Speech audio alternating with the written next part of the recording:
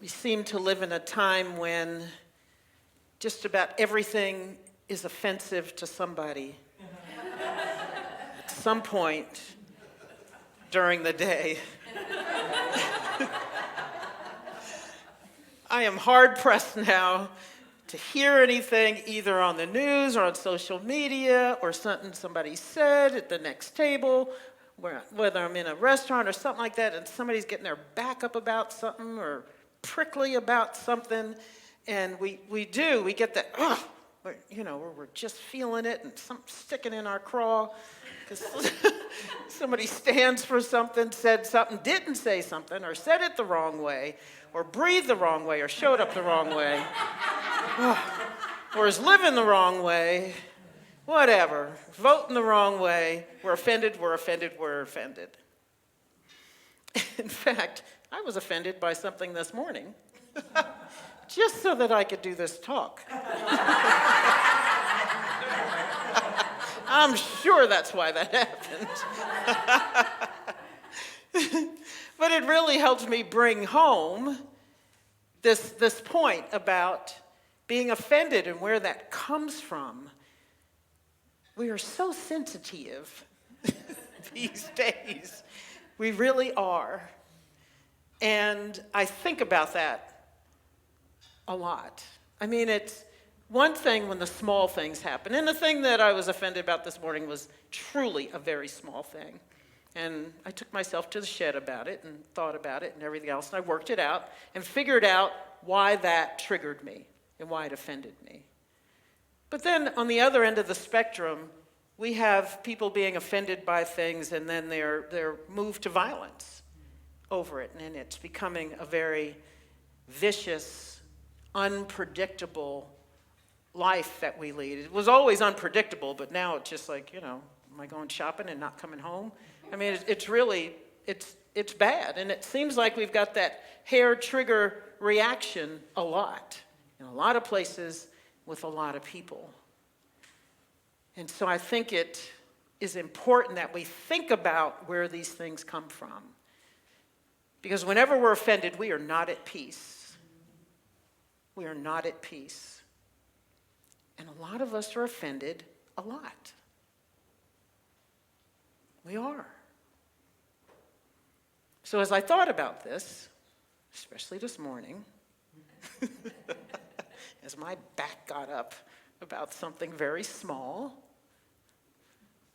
it really brought home to me that if we're offended, if we get triggered by something, first and foremost, it's about us.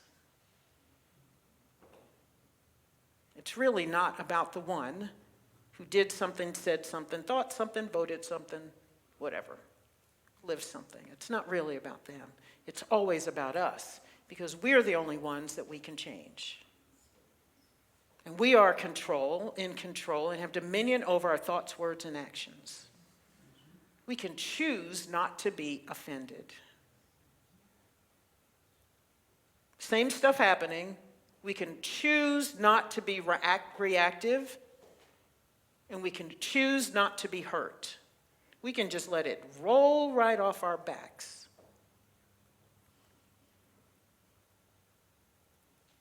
So how do we do that? Where do we come from to be able to do that? And the answer is always back to, who do we think we are? What do we think we are? If you're offended easily, you're living a fragile, fragile existence. And actually, to be offended means to be struck. To strike at is to offend. That's where the root of that word is. To strike out. And that means you're easily struck, you're easily hit, and everything can hit you. And everything can hurt you if you let it. If you let it. This book I'm reading, and actually I got a couple going on right now, so I don't know which one of them said. The point is that you get the point. At least that's my story, and I'm sticking to it this morning. That every problem has a spiritual answer. Everything. Everything in life. Politics, disease, hunger, poverty, conflict, war, everything is a spiritual issue. So that means if you're offended, there's a spiritual issue there.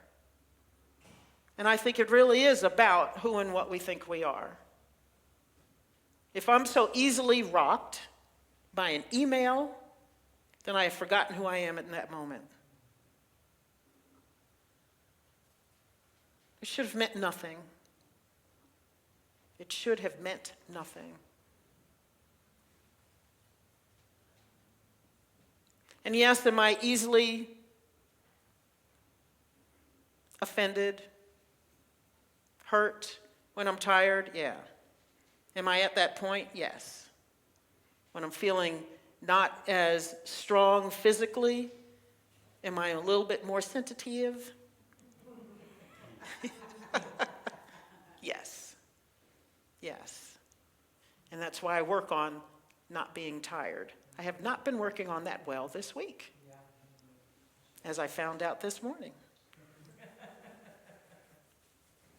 I've been pushing the envelope because we're going on vacation in a couple of days. I'm trying to get all this stuff done.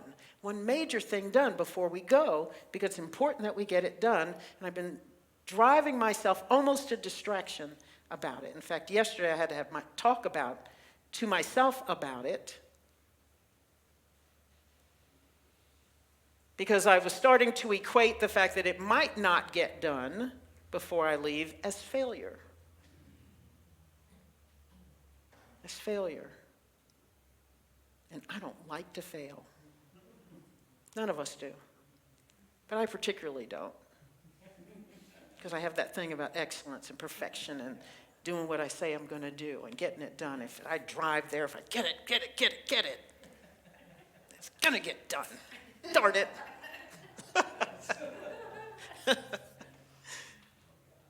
And so I had to relax about it and still work as much as I could work without continuing to drive myself to distraction. So that's why I'm tired, and that's why I was so sensitive this morning.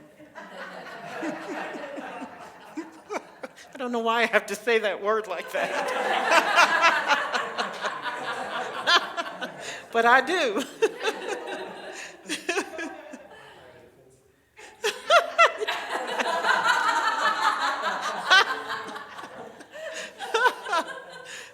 That was perfect. He said he's offended by that.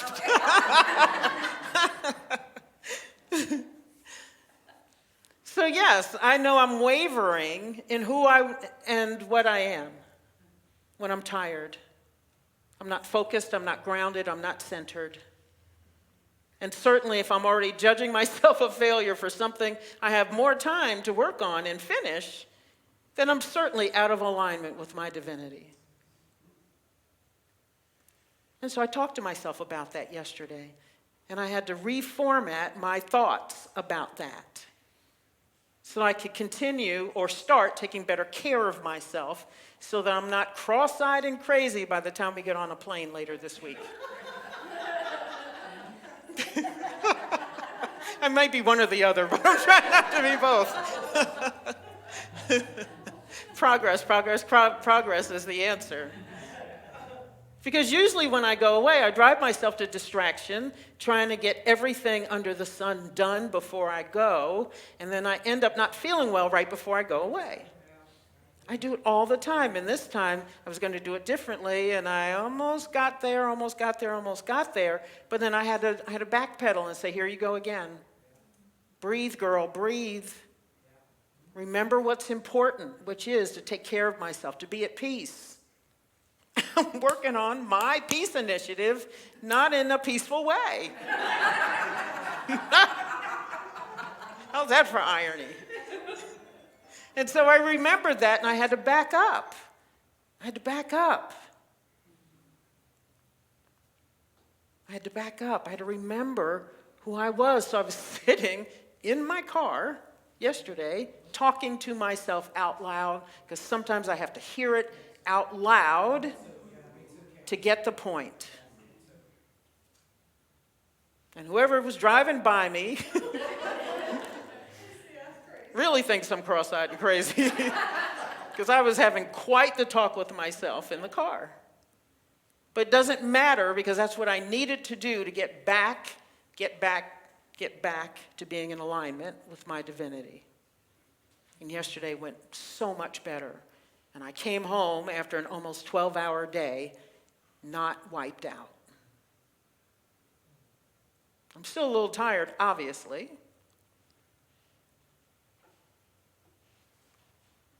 But I'm better than if I had driven myself to distraction and not taken some breaks yesterday during that long day. We got to know ourselves. We have to be willing to sit down and figure out what's the problem. And the problem is always with us.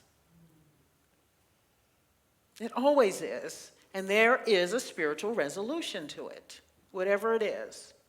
We got to be willing to look within and say, okay, why are you here at this juncture feeling like this? And what are you going to do about it? And I knew that I was out of alignment. I just had to get back in. And the only way I know how to get back in is to affirm it and to feel it. And then I listened to some music for a while. And I would sit and not work for a bit. And then I got back to it, and I would work for another 2 hours. And then I took another break and sat and listened to some music. And then I found this reading for this morning, effectual prayer. And that helped a little bit more as I read some of those pages, trying to decide what it is I wanted to present today. And that helped to ground me even further. It's so important to know who and what we are. Because if we don't, then everything is fair game to knock us off center.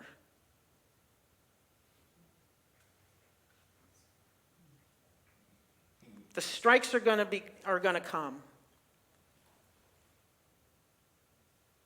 We don't have to be hurt by them.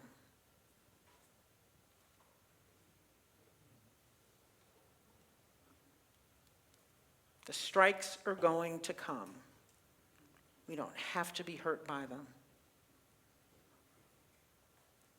You can get struck by not hurt.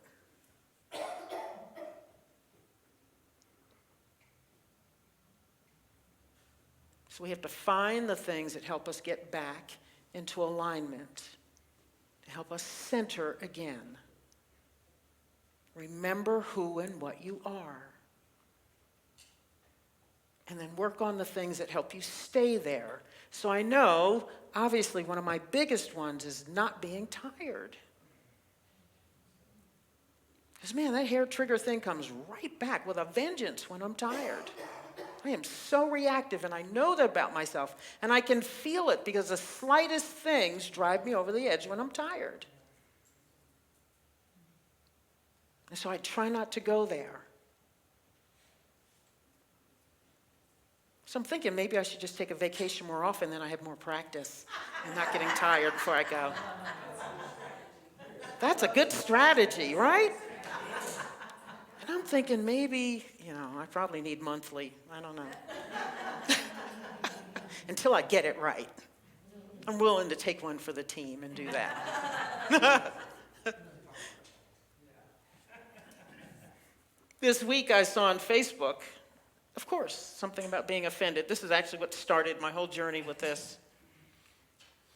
So this page had a post that said, "Stop being offended by a Facebook post, by a piece of art, by people displaying affection, or by what someone said to you. But be offended by war, poverty, greed, and injustice." And I thought, really? Is that a good idea? So I shared it. And I posted, how about not being offended by anything? How about we find out what is ours to do to help heal the world in some way and put our energy towards something good? Choose peace. Choose to be a part of the solution. How about not being offended by anything? How about We come out of the gate as strong as possible all the time. Is that a tall order? Yes. Yes, it is. Yes, it is.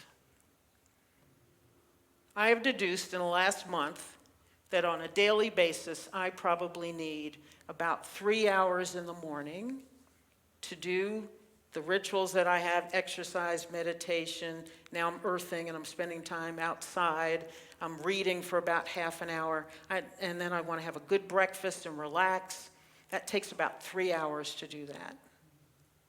And if I do that daily, I come out the gate strong all the time. So what did I do this week? I whittled some of that back because I'm trying to reach this goal. And was I feeling it? By the middle of the week? Yep. I thought, oh, it doesn't matter if I skip this. Oh, and I'll skip this tomorrow. So I was maybe doing an hour of that 3 by Wednesday of this past week. That's how I get close to cross-eyed and crazy.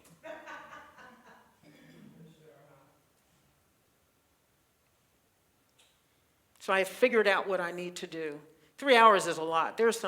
Obviously this week I'm thinking, oh, I don't have 3 hours every morning. I don't. Obviously I have to find it. And obviously I have to do it because that right now is what I need to be strong. That's what I need to remember who I am mentally, physically, spiritually, emotionally. So I'm up before the sun. And then I do that, and then I can go do my work. But actually, I think the most important work is at 3 hours. Because I've had my time with Spirit. I'm listening, I'm hearing, I'm enveloped in it, I'm feeling it, body, mind, spirit, and heart. And I know that's when I do my best work. And yet, I still thought, I can cheat on this because I got a lot of stuff to do. I probably would have done more work more efficiently if I'd kept up the 3 hours every single day. But we keep thinking we don't need it. And we do. We gotta have that time. Time for ourselves, the part of ourselves that is spirit, and that needs to commune with spirit with a capital S. The giver in that reading, giver with a capital G, is God. We need that time in whatever way resonates with your heart. So you need to find what your length of time is. It may not be 3 hours. You may be able to get there in 45 minutes or an hour or a half an hour or 10 or 15 minutes. I don't know. Figure out what your thing is and do it and work it.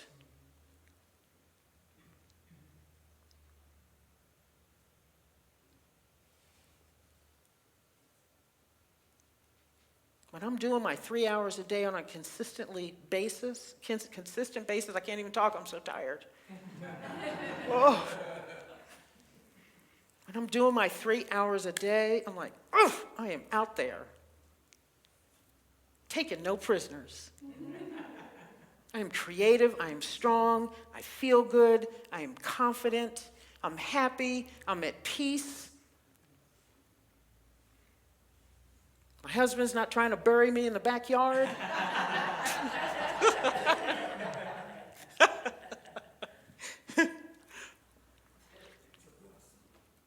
That's a plus. It is. Yeah, I'm better to live with like that. I live with myself better. Yeah, duh. So what's your thing? What helps you stay or feel connected to the divine? What helps you feel that connection and know yourself as the divine? What is that thing? Doesn't matter what it is, gardening, music, painting,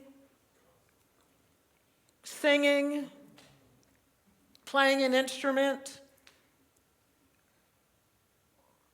come to my house and cleaning. Just thought I'd try. A girl can dream.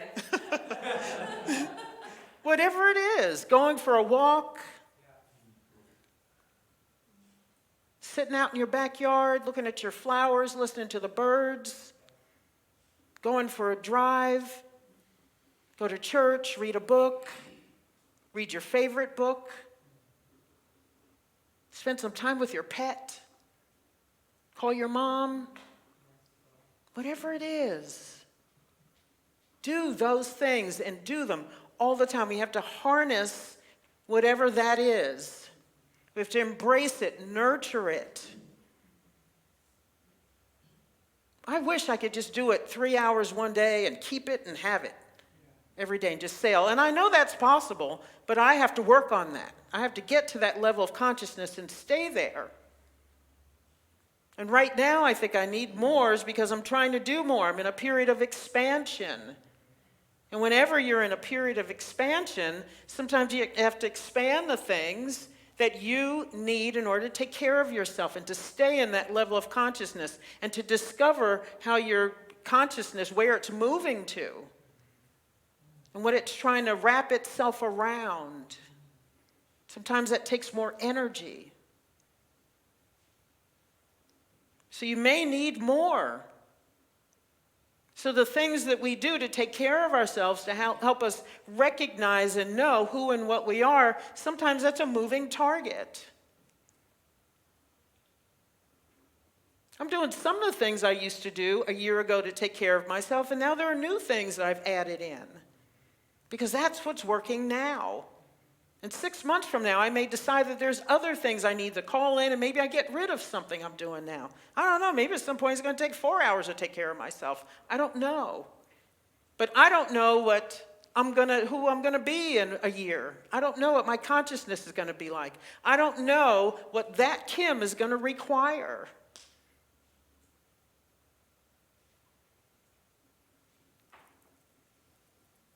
But we got to be strong,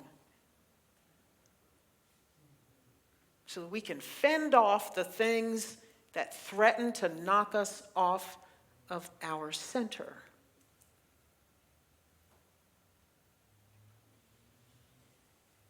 There's always something flying around, isn't there? There's always something. And sometimes we have people in our lives who are trying to start something. And that's their thing. So we have to build this force field that is us. And go in the world with that. And show up to them with that.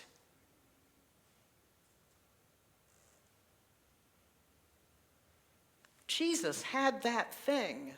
He knew where his strength came from. And he walked with that. He was that presence. That's why throngs of people just wanted to be near him, so they could feel his presence and knew that they would be healed in his presence just by standing close to him.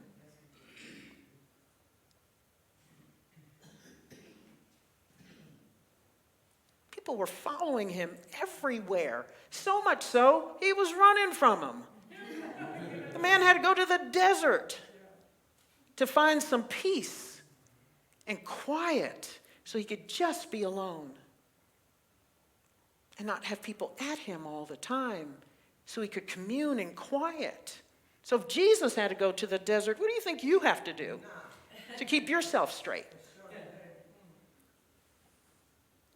That sounds like a Baptist minister right there.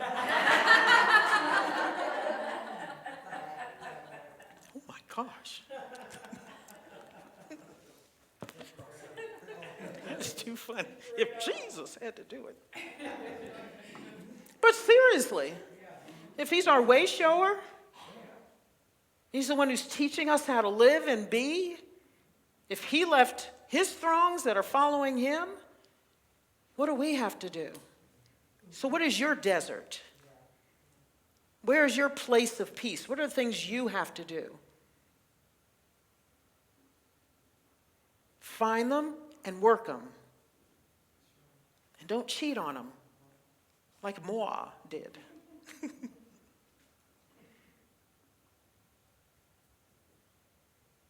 Find those things that speak to your heart so that you know your heart. I was listening to a reel on TikTok this morning, a story somebody was telling about being in a plane, a small plane, and the pilot blacked out during the flight. And he's flying the plane, and the voice from the tower that's trying to tell him what to do, because he's never flown a plane before, keeps saying, listen to my voice, listen to my voice, listen to my voice, and black out everything else that you hear in your head. Just listen to my voice, listen to my voice. In fact, for part of it, he's in the clouds. He can't see anything. He doesn't know what's happening. He doesn't know where he is.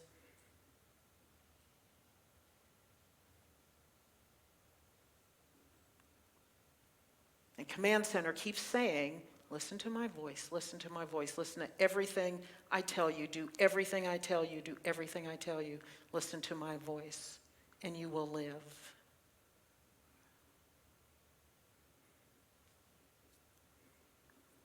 And that's what we have to do, listen to the still small voice. But we can't do it. We don't hear it. It's always speaking, but it's bouncing off of whatever walls and whatever thoughts and stuff you got going on in your head all the time. It's bouncing off. You're not hearing it because you're not still, and because you're not grounded, and because you're not centered. Because if you're still grounded and centered, then you'll hear that voice even in the midst of noise. You'll recognize it as the voice for you, telling you what needs to happen for your highest and best in that moment, that spiritual solution to whatever's going on at that time, whether it's an email you're receiving or there's a gunman coming down the street.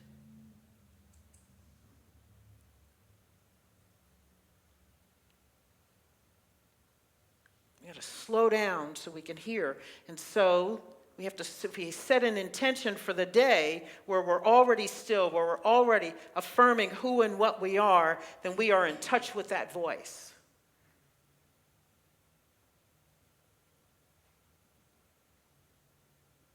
We're dialing that frequency like on radios. Does everybody know what a radio is? And they used to have dials. And you get your channel, you go find that frequency. Do we need show and tell? But you would get that dial, and then the voice would come in clearly.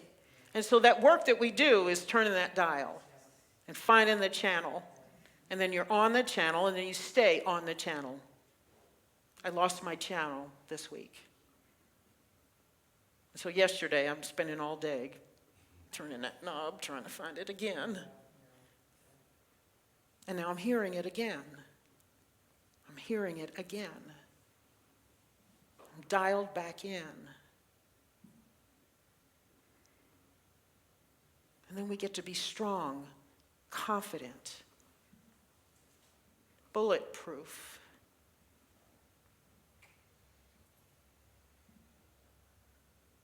We're no longer sensitive.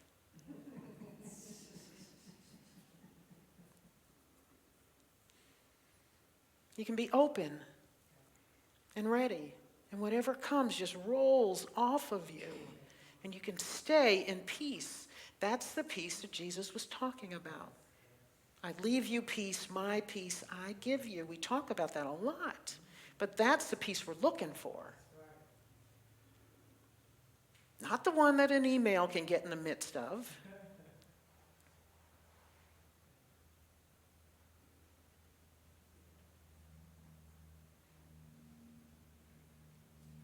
So what do you need to do? Dial back in. And what's dialing look like? Look for those things. It might be more than one thing, or maybe it's one thing. Do what you need to do to keep yourself centered and grounded so that you know who and what you are, and you come out the gate every single day. Before you go out in the world, you are ready for life.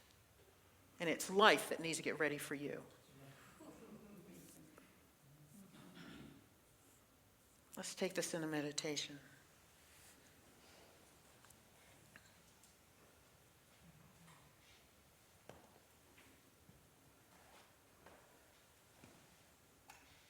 Just breathe, breathe, breathe.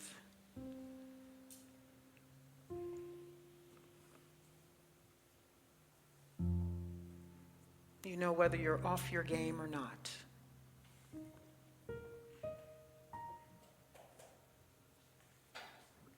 What are you neglecting?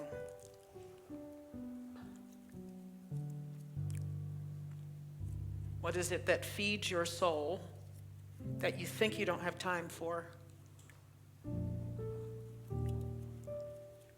Or you think somebody else, what you need to do for somebody else is more important?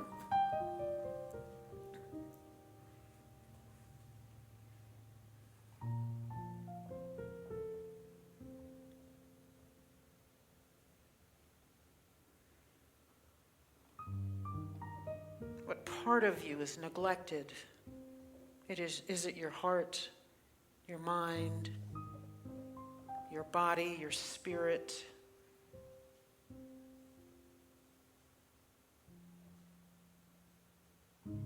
What is making you feel less than confident in who and what you are, which is a unique divine expression,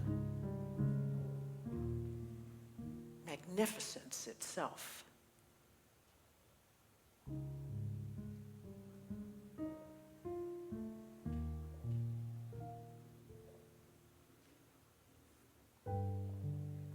How would you change your daily routine so that you could meet life with all of your strength? So that you could meet whatever comes down the path.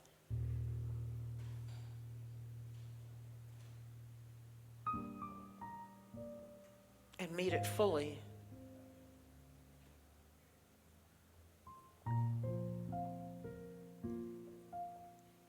Meet it with all the wisdom and love, compassion, strength and power possible.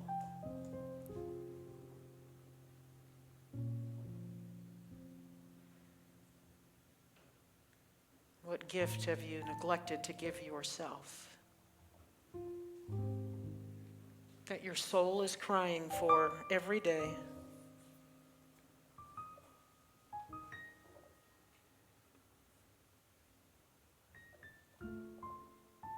Are you avoiding the silence because your mind won't get still?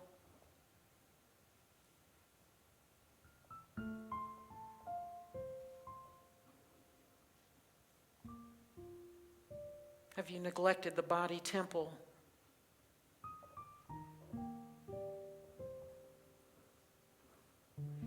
Because it's too hot now? Or you don't want to get up early? Or a million other excuses that get in the way?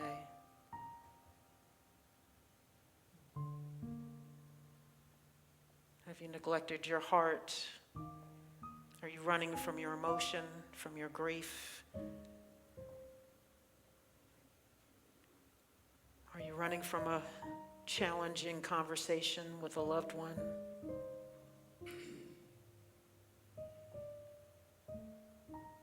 Are you running from yourself?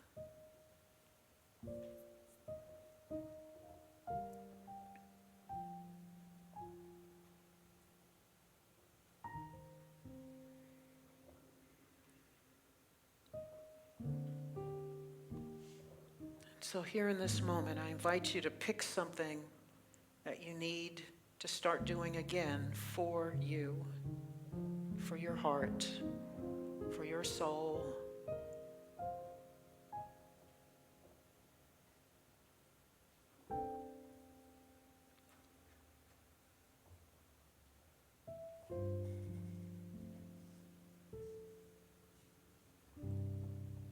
what ways can you put the mask back on yourself so that you can be here for the others in your life?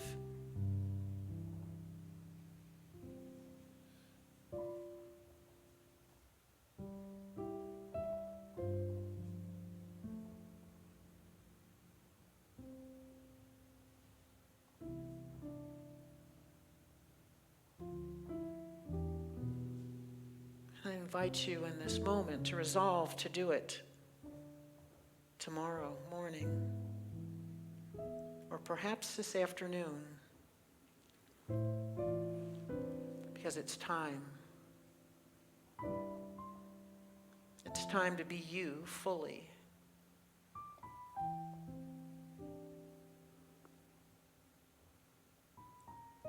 Magnificence in action. It's time for that. Those in your life need it. The world needs it. The world needs healing. And you need to know who and what you are.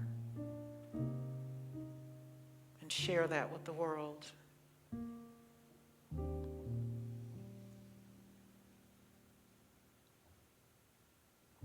You are an answer to a prayer somewhere, somehow.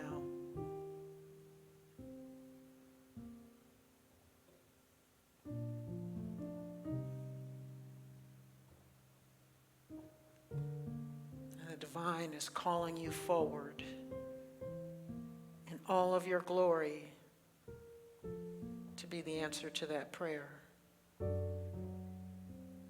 What's it going to take?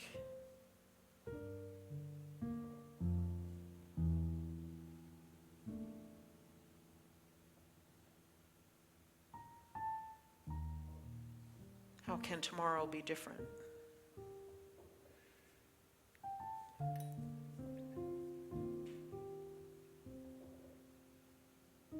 How can tomorrow be different?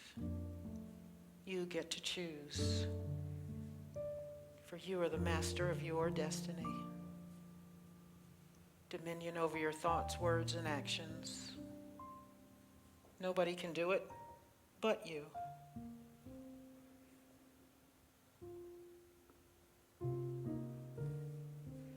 So there's nothing to worry about, nothing to fight, nothing to struggle or grapple with. Claim whatever it is in this moment. Claim whatever it is in this moment. Claim it fully, without editing it, abbreviating it, truncating it, because you think you're not enough. Claim it fully.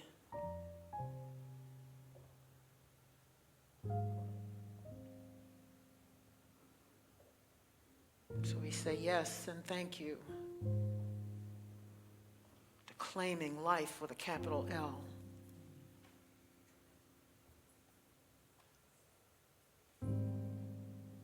We claim abundance.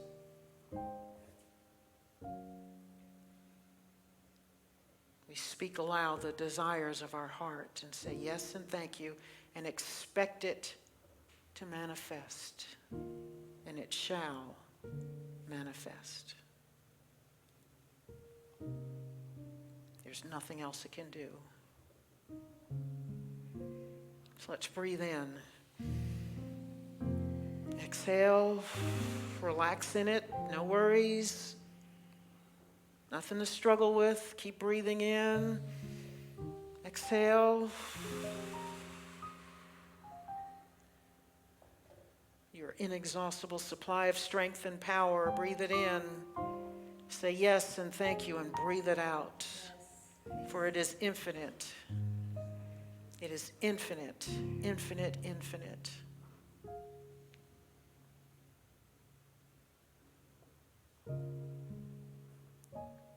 And so it is, and so it shall be. Amen.